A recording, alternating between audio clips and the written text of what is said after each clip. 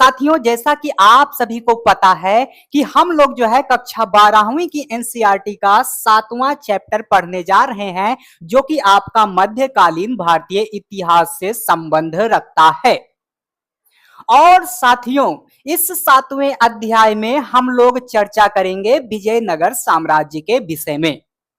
इतनी बात आपको समझ में आ गई होगी। आइए आगे बढ़ते हैं। यहां साथियों, आपको मोटिवेट करने के लिए कुछ पंक्तियां दी गई हैं, जिनको मैं पढ़ के सुना दे रहा हूं।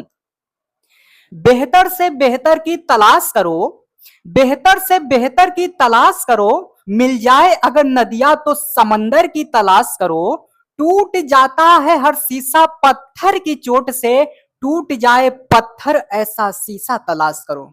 आशा करता हूं पंक्तियां आपको बेहद अच्छी लगी होंगी। तो आइए जो है आगे बढ़ चलते हैं और चर्चा को अपने शुरू करते हैं। यहां जैसा कि मैंने कहा, आप सभी से बताया कि हम लोग इस समय 7वें चैप्टर को पढ़ रहे हैं और 7वें चैप्टर का नाम आप अपनी किताब में देखोगे, अगर आपके पास होगी तो उसमें लिखा हुआ मिल जाएगा, एक साम्राज्य की राजधानी विजयनगर।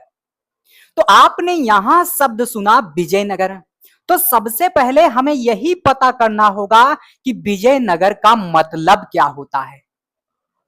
सबसे पहले हमें यही पता करना होगा कि विजयनगर का मतलब क्या होता है। मान लो आप कभी जो है कक्षा में बैठे हुए हो, टीचर ही आपसे पूछ ले, हालांकि ये सब पूछा नहीं जाता परीक्षाओं में, लेकिन है ना, टीचर वगैरह पूछ लेते हैं। कभी कभी चाय के टपरी वगैरह पर आप बैठते हो, रिवीजन करते रहते हो, तो आपका मित्र वगैरह पूछ लेता है। तो इन सबसे परीक्षा में जो है कोई लेना देना नहीं है, लेकिन ये जो फालतू के लोग होते हैं ये ऐसे पूछ लेते हैं, तो इसलिए जो है जानना जरूरी है, जानते रहना है। समझ में आई बात? तो सबसे पहले हमें यही जानना है कि विजयनगर का मतलब क्या होता है। तो आइए, विजयनगर जो नाम है इसका क्या मतलब होता है, इसे हम लोग जो है तुरंत चुटकियों में निकाल लेते हैं। तो भैया, यहां विजय को आपको अलग कर देना है और नगर को जो है अलग कर देना है ना। विजय को अलग कर लेना है, नगर को अलग कर लेना है। आप देखोगे विजय का मतलब होता है जीत। विजय का मतलब क्या होता है बाबू? जीत। और नगर का क्या मतलब होता है? शहर। तो आपको अब समझ में आ जाना चाहिए कि विजयनगर का मतलब होता है विजय का शहर, विजय का नगर। समझ में आई बात? तो आपसे अब कोई पूछे कि विजयनगर का मतलब बता दो, विजयनगर का अर्थ बता दो, तो भैया आपको जो है तुरंत बता देना है कि बाबू देख, विजय को अलग कर ले, नगर को अलग कर ले, और उसके बाद विजय का मतलब होता है जीत, नगर का मतलब होता है शहर। तो उसी आधार पर हम इसे कह सकते हैं विजय का शहर, विजय का नगर, जीत का शहर। समझ में आई बात? अब आप कहोगे गुरुजी, कोई कोई जो है विजयनगर नाम का प्रयोग जो है साम्राज्य के लिए करता है और कोई कोई जो है शहर के लिए करता है। तो बाबू आप जो है तुरंत उसकी बात को मान लेना, क्योंकि विजयनगर जो नाम है इसका प्रयोग भैया शहर के लिए भी किया जाता है, इसका प्रयोग भैया साम्राज्य के लिए भी किया जाता है। समझ में आई बात? एकदम बेसिक से समझाऊंगा, यानी कि शून्य से जो है शिखर तक पहुंचाने का जिम्मा मैंने उठाया है और वो जिम्मा जो है मैं पूरा का पूरा निभाऊंगा भी। और अभी तक आपने चैनल को अगर शेयर नहीं किया है बाबू, तो जल्दी से शेयर कर दो। खासकर अपनी बाबू सोना के पास जरूर शेयर कर देना, अगर वह भी कंपटीशन वगैरह की तैयारी कर रहा है, कर रही है तो।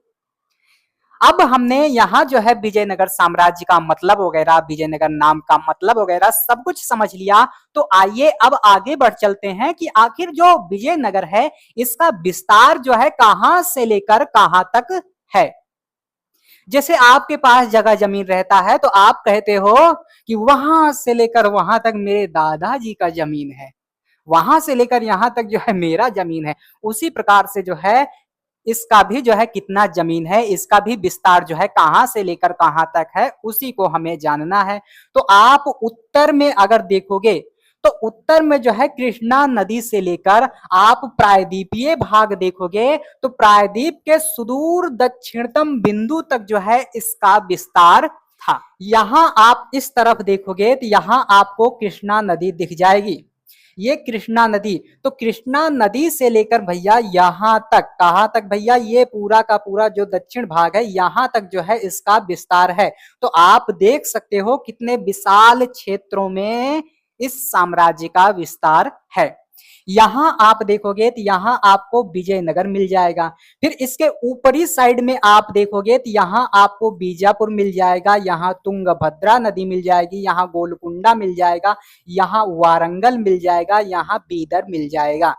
इन सब नामों को आप जरूर याद रखना। और यहां जो मैसूर है इसको भी आप याद रखना, क्योंकि जब विजयनगर साम्राज्य का बिखराव होगा तब मैसूर जो है अस्तित्व में आता है।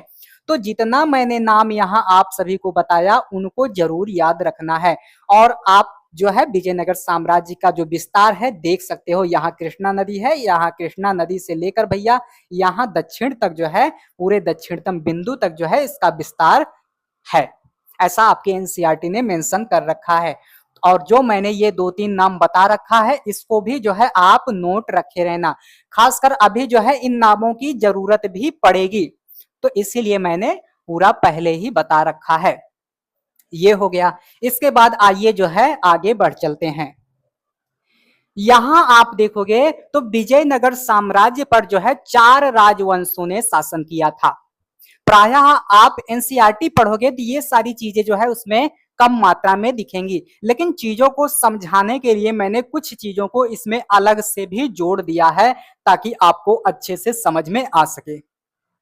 तो विजयनगर जो साम्राज्य होता है उस पर 4 राजवंशों ने क्या किया था भैया, शासन किया था। जैसे आप दिल्ली सल्तनत देखोगे तो उसमें जो है 5 राजवंश शासन करते हैं, उसी प्रकार से आप यहां देखोगे विजयनगर साम्राज्य को देखोगे तो इस पर 4 राजवंशों ने शासन किया था। पहला राजवंश आप देखोगे तो संगम राजवंश हो जाएगा, दूसरा राजवंश आप देखोगे तो सुलुभ राजवंश हो जाएगा, तीसरा आप देखोगे तो तुलुभ राजवंश हो जाएगा, चौथा आप देखोगे तो अराविडु वंश हो जाएगा। समझ में आई बात? समझ में आई? अब आप जो है इस सीक्वेंस को याद रखे रहना, इसका जो है एक बार स्क्रीनशॉट लीजिए, इस सीक्वेंस को याद रखे रहना, क्योंकि अगर ये सीक्वेंस याद नहीं रहा तो आपको जो है थोड़ा दिक्कत जरूर हो सकती है। तो वही चीज यहां बताया जा रहा है कि विजयनगर साम्राज्य पर 4 राजवंशों ने क्या किया था भैया, शासन किया था। पहला संगम है, दूसरा आपका सुलुभ है, तीसरा तुलुभ है और चौथा जो है अराविडु वंश है।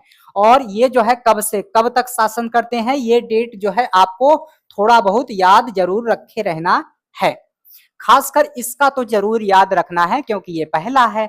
और आप तुलुभ वंश में देखोगे तो इसमें एक शासक होता है राजा कृष्णदेव राय, जो कि इस वंश का सबसे महान, सबसे प्रतापी राजा माना जाता है। तो उसके विषय में आपको हर एक जानकारी अच्छे से याद रखना है।